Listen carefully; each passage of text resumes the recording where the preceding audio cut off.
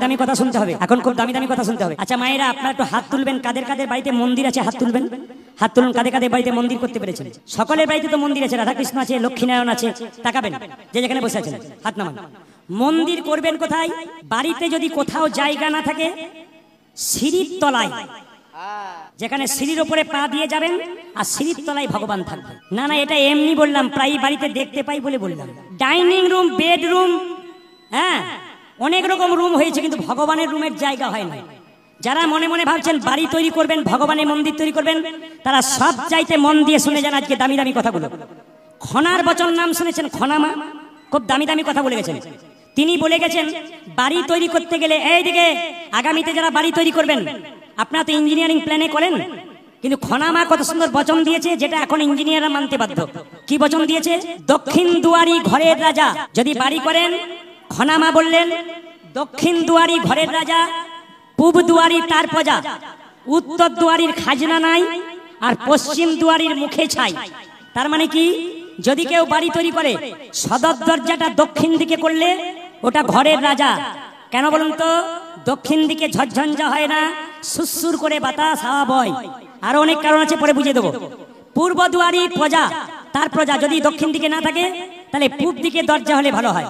উত্তর দিকে দরজা করলে খাজনা দেবার পয়সা থাকবে না, অভাব বাড়বে দিনের পর দিন। আমি বলি নাই, আমার কথা নয়, খনা মায়ের কথা। 4 নম্বর পশ্চিম দুয়ারির মুখে ছাই। পশ্চিম দিকে দরজা করলে দেখবেন ঝড়ঝঞ্ঝা সবসময় লেগেই আছে, দেখে নেবেন আপনারা। তাহলে বাড়িতে মন্দির তৈরি করবেন কোথায়? ঈশান কোণে মন্দির তৈরি করার নিয়ম।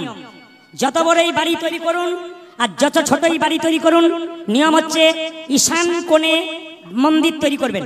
ঈশান কোণটা কোথায়? ঈশান কোণটা হচ্ছে পূর্ব এবং উত্তরের যে কোণ, উত্তর দিক এবং পূর্ব দিকে যে কোণটা, ওটা ঈশান কোণ। তাকান, কোনটাকে বললাম ঈশান কোণ? বলছে পূর্ব এবং উত্তর দিকে যে কোণ, ওটা ঈশান কোণ। রান্না করবেন কোন মুখে? অগ্নিকোণ। কোনটা? পূর্ব দিকে মুখ করে রান্নাঘর করতে হয়। আর একটা দামি কথা শুনে নিন, দক্ষিণ দিকে মাথা করে শুতে হয়, উত্তর দিকে মাথা করে শুতে নাই। কেন?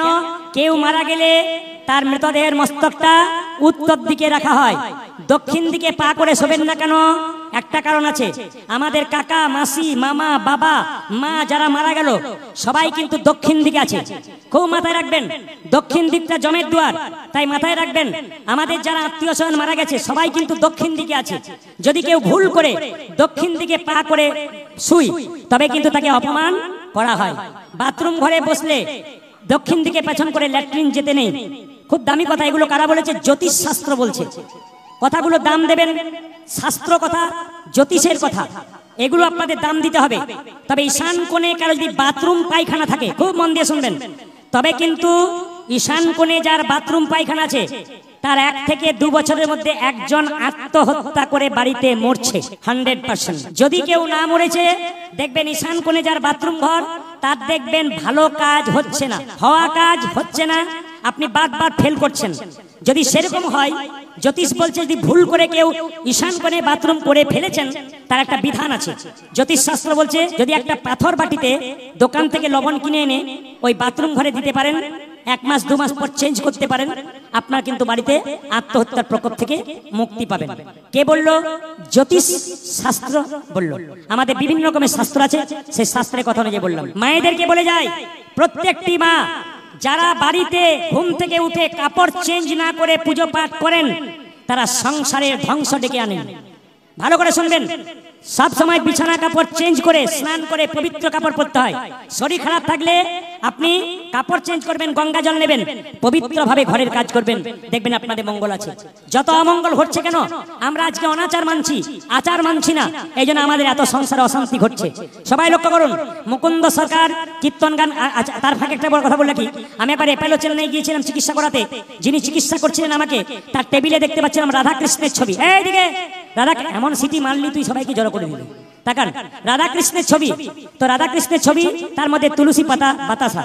তার মানে এত বড় লন্ডন ফেরত ডাক্তার, তারাও ভগবানকে বিশ্বাস করে, আর আমরা MA পাস করে ভগবানকে বিশ্বাস করতে চাই না। এটার চাইতে লজ্জার কি হতে পারে? ও মায়েরা সবাই তাকাবেন। এই যে এত তো বাচ্চাগুলো কীর্তন শুনছে, বলে দিই যে আমাদের ক্রিকেটের সবচাইতে ভালো প্লেয়ার ছিল কে? সচিন তেন্ডুলকর। তারপরে একজন হলো, তার নাম কি? বিরাট কোহলি, ভালো করে ঘেঁটে দেখবেন চরিত্র। ওনার স্ত্রীর নাম অনুষ্কা, জীবনে আমিষ খাবার খাই নাই, অথচ 6-এর পর 6 মারছে। আর আমরা একটু নিরামিষ খেলে লোকে বলে বাবারে এখন থেকে খেও না বাপু, দুর্বল হয়ে যাবে গো, দুর্বল হয়ে যাবে, এটা বলি। কিন্তু লক্ষ্য করুন মায়েরা, এত বড় প্লেয়ার, ভারতবর্ষের নয় বিশ্বের সবচেয়ে 1 নম্বর প্লেয়ার বিরাট কোহলি এবং তার স্ত্রী, দুজনে মিলে কি করে? দুজনে নিরামিষ খায়, ব্যাটে 6-এর পর 6 মারে। কেন? নিরামিষ খেলেই শরীর ভালো থাকে, আমিষ খেলে